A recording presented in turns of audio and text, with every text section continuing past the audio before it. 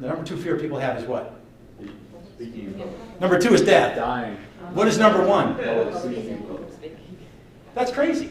Is that rational? Or as Jerry Seinfeld puts it, that means at a funeral, the average person would rather be in the casket than give him the eulogy.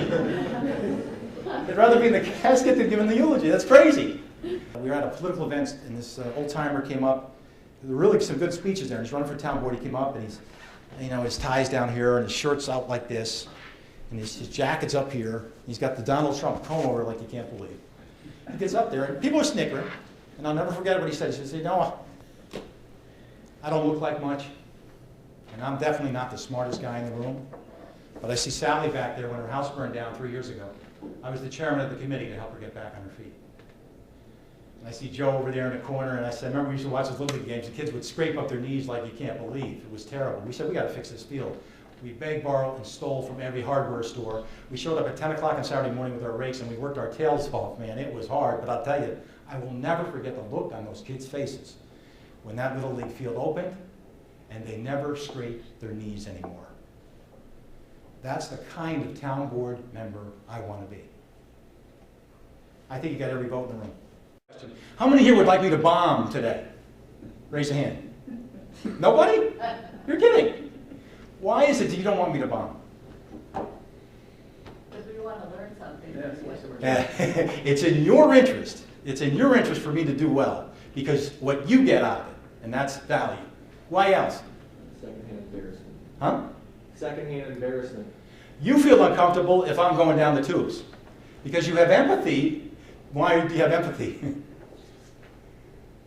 we've been in your position. Because you've been there too. Exactly. I think Mark has a great sense of humor. I think he brings his enthusiasm, and it's kind of infectious to the audience. I think he gets a lot of people going in the audience, and that's where you get the synergy of good thoughts and different experiences, and I think Mark channels that very well. So ask ourselves, are we passionate? You want to talk about being engaging and fun?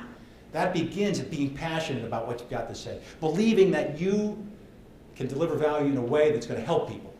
Because I don't know anyone who's not interested in helping people. And that is a big deal. You have it within yourselves and within all the people you work with to give them the tools to helping people. Public speaking is routinely wasted as a commodity because it's an opportunity to advance your cause or to grow your business, anything that you really care about. Too often that commodity is wasted because we know, based on the speeches that we've heard, a speech can be a pretty powerful thing. Who are the real leaders in your community? Who's running the soccer club? Who's running the Little League? Who's in charge of the church group? Who's always the first one to get ahead of a drive when it's needed? They're the real leaders in your community.